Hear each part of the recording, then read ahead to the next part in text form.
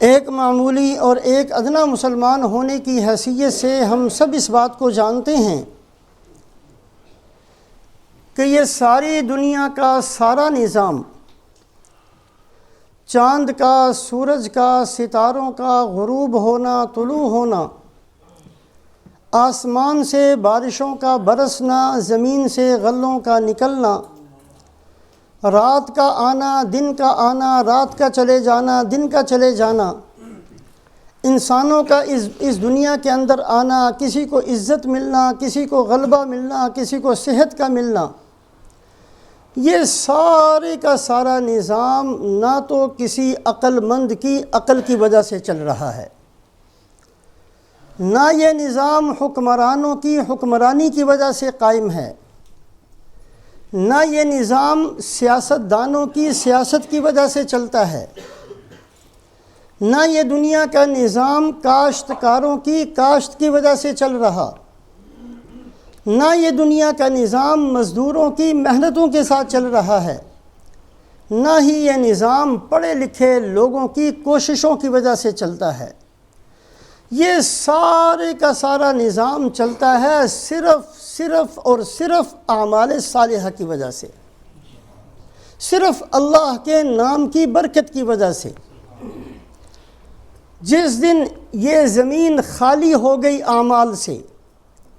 جس دن اللہ کا نام لینے والا کوئی نہ بچا، اس دن اللہ پاک قیامت کو قائم فرما دیں گے۔ اس دن سورج کو توڑ دیا جائے گا، اس دن چاند کو توڑ دیا جائے گا، اس دن زمین کو پھاڑ دیا جائے گا،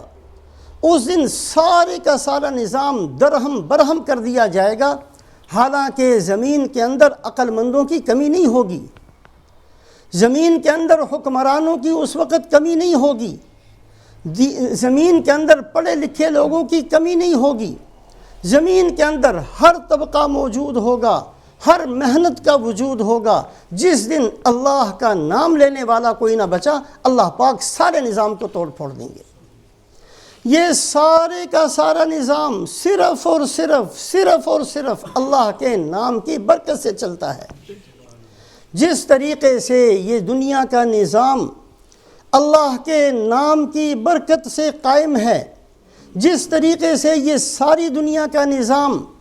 اعمال صالحہ کی بنیاد پر قائم ہے، اس بات کو بہت اچھے طریقے سے سامنے رکھا جائے کہ اسی طریقے سے اللہ پاک بسا اوقات اس زمین پر عذاب بھیجنے کا ارادہ فرماتے ہیں تو چند اعمال صالحہ ایسے ہیں جن کی وجہ سے اپنے ارادے کو موقوف کر دیتے ہیں۔ کسی بستی کے اندر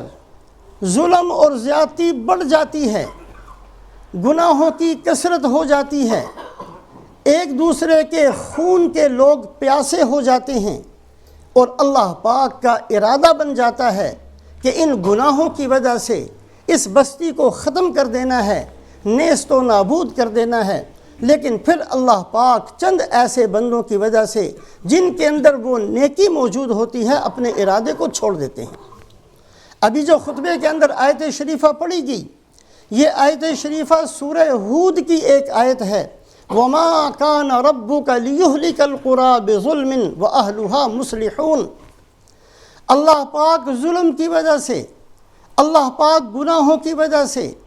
اللہ پاک نافرمانیوں کی وجہ سے اس وقت تک کسی بستی کو تباہ و برباد نہیں کرتے جب تک کہ اس بستی کے اندر اصلاح کرنے والے موجود رہتے ہیں۔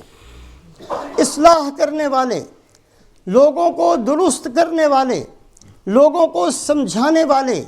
لوگوں کے آپس میں صلح کروانے والے، اس لیے کہ اصلاح کے دونوں معنی آتے ہیں۔ اصلاح کا معنی یہ بھی ہے کہ دوسرے کی اصلاح کی جائے، دوسرے کو درست کیا جائے، اس کے اخلاق کو سنوارا جائے، اس کے ایمان کو ٹھیک کیا جائے، اس کی نماز کو ٹھیک کیا جائے، اس کے اندر اخلاق کو پیدا کیا جائے۔ اس کا معنی بھی اصلاح کرنا ہے، اور دو لڑے ہوئوں کو آپس میں جوڑ دینا اور ان کی صلح کر دینا، اس کا معنی بھی اصلاح کرنا ہے۔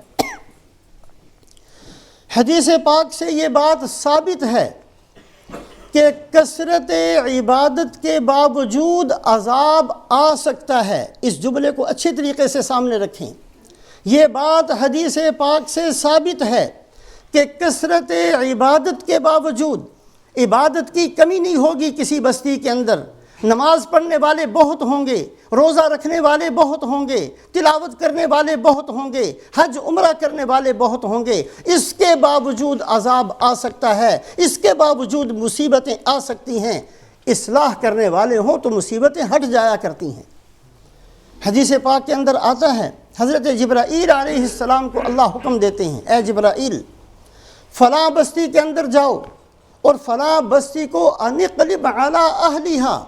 اس کو اوندا کر دو، نیچے کا حصہ اوپر، اوپر کا حصہ نیچے، اس کو الٹا کر دو، اور اس الٹا کرنا اس بستی والوں کے اوپر ہی الٹا کر دو۔ حضرت جبرائیل علیہ السلام عرض کرتے ہیں کہ اے اللہ، اس بستی کے اندر ایک ایسا بندہ ہے لم یعصک طرفۃ عین، جس نے آنکھ جھپکنے کے برابر بھی اے اللہ تیری نافرمانی نہیں کی۔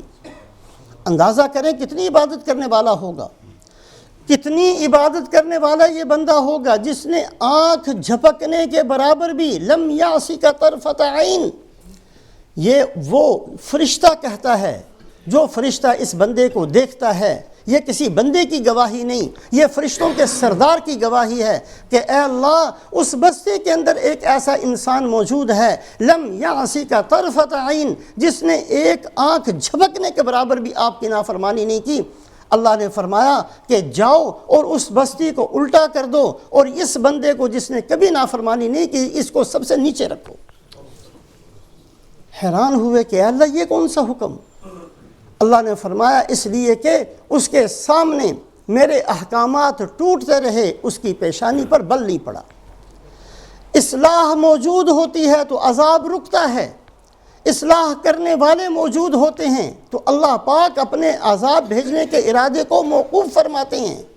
کثرت عبادت کے باوجود مصیبتیں آ سکتی ہیں، کثرت عبادت کے باوجود عذاب آ سکتا ہے، کثرت عبادت کے باوجود کسی بستی کو اوندا کیا جا سکتا ہے، لیکن جب بندے اصلاح کرنے والے موجود ہوتے ہیں، اور اصلاح کے دونوں معنی ہیں، ایسی اصلاح کرنے والے، لوگوں کو سنوارنے والے بھی، اور لوگوں کے اخلاق کو درست کرنے والے بھی، اور لوگوں کو سمجھانے بجھانے والے بھی موجود ہوتے ہیں، یا لوگوں کے اندر صلح کروانے والے موجود ہوتے ہیں، تو اللہ پاک عذاب کو اور مصیبتوں کو روک لیتے ہیں۔